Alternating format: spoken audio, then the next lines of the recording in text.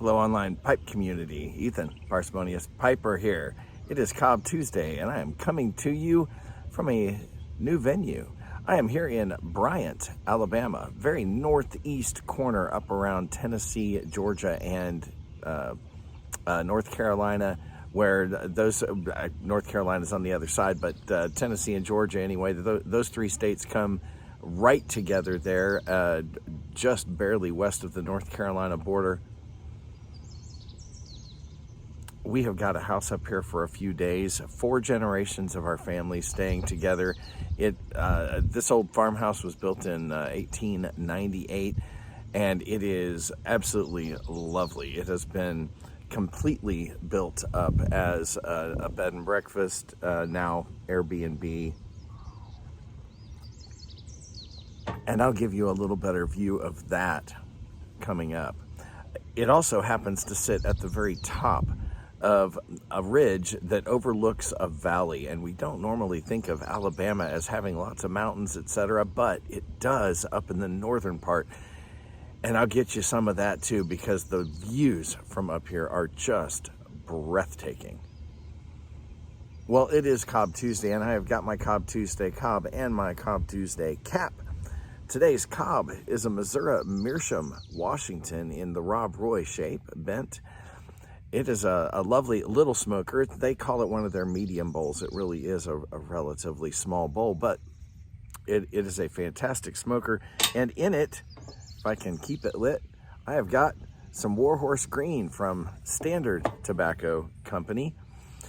This is dark-fired Kentucky with some dark air-cured and matured red Virginias.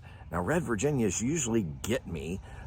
These don't at all. So whatever they're doing to process those red Virginias, they are absolutely fantastic.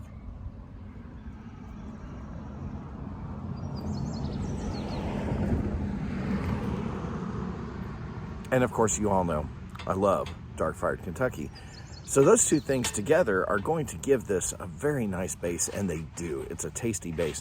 What goes on top of this, though, is what makes Warhorse and Warhorse Green those love-hate blends for a lot of people. This has a very noticeable floral topping. Heliotrope, I think, is what they call it. That's one of those things that's used in cosmetics and perfumes, along with anise and something else. What I get mostly out of this is a floral. It's not a Lakeland type floral, though.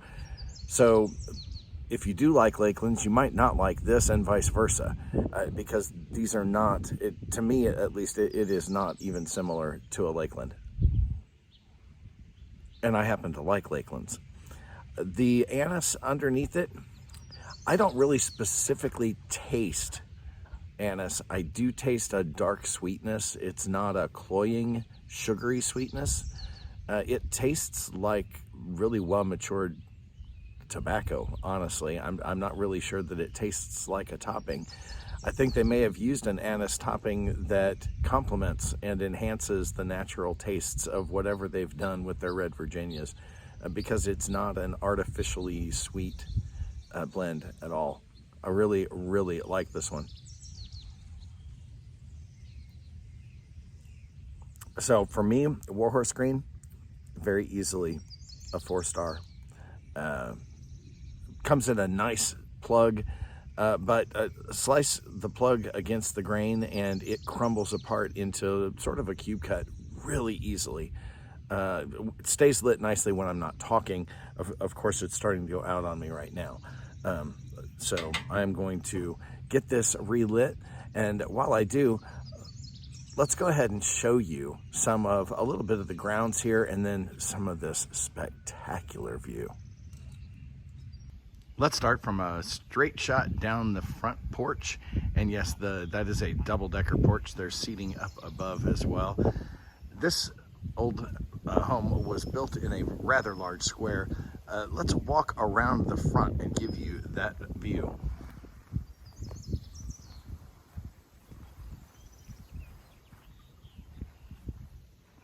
Lovely roses. The grounds are just gorgeous.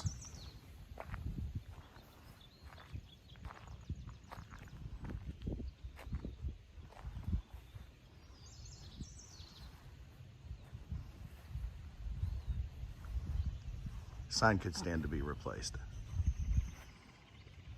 But the home itself is in incredible condition. Just absolutely beautiful.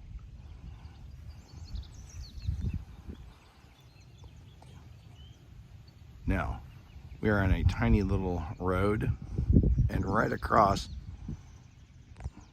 from the house is this view. I'm going to walk over to that deck that overlooks the valley. We'll be back in a moment. Now, it is really difficult to do justice to any grand view like this, but looking north toward Tennessee, we have this valley. You can see a gap almost directly ahead. This absolutely beautiful valley that we are perched at the top of.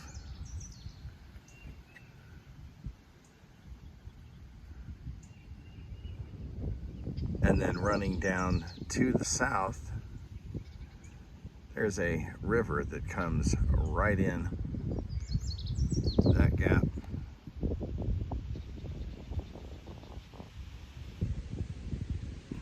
So there you have it. Beautiful little home. Gorgeous, gorgeous area. Give me just a sec. I'm going to go sit back down and we'll wrap this up. I can show you a little more of the inside of the house some other time, but I would be remiss if I did not participate in some of the community's VR series. Now, MontanaPiper is doing a 100 sub giveaway. I do not want to be entered, but I do want to play along because he's asked us to do 3 things. First, he wants to know, what is it that we really like the most about the YTPC, the community? Well, I got to tell you, it's the friendships. Whether it's people that I have only met online and sometimes get to talk to by Zoom or some other way, or the many folks that I've gotten to meet at pipe shows, which is just an absolute blast. It is the friendships. It's the real sense of community, and I don't care what other people say about whether this is or isn't a real community. I've met enough of you and made friends with enough of you to say, yes, it is. Second, he wanted us to shout out a new presenter. Well, I scrolled through my list and came across a really new one right off the bat, Andy's Piper channel. Go check him out. He's got less than 100 subs right now, and I find him interesting, entertaining, nice chap. I think you will too. His link will be in the bucket down below. Last, Mr. Montana wanted to find out what's our favorite place to smoke a pipe. Well, I'm going to pull an armchair Ed on you on this one. I know it sounds cheap and cheesy, but wherever I happen to be able to smoke a pipe, this is an absolutely lovely setting. I enjoy smoking a pipe wherever I get to smoke a pipe. A more truthful answer, though, isn't the where, because the where can be many places. Where do I like to smoke a pipe? Where there are other pipers. Where I can spend time in fellowship and community, either talking or not, enjoying the silence. Of course, those of you who know me well know that there isn't very often much silence when I'm around. But it is, that's where I like to be, where other pipers are. So I hope you enjoyed that. I hope that satisfied your curiosity for those 3 things.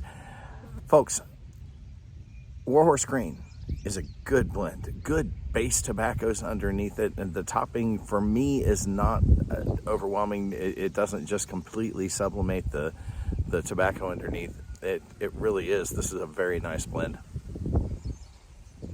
Go out and get you some, try it. In the meantime, Light something you like. Might be a floral, dark Kentucky blend. Enjoy your afternoon.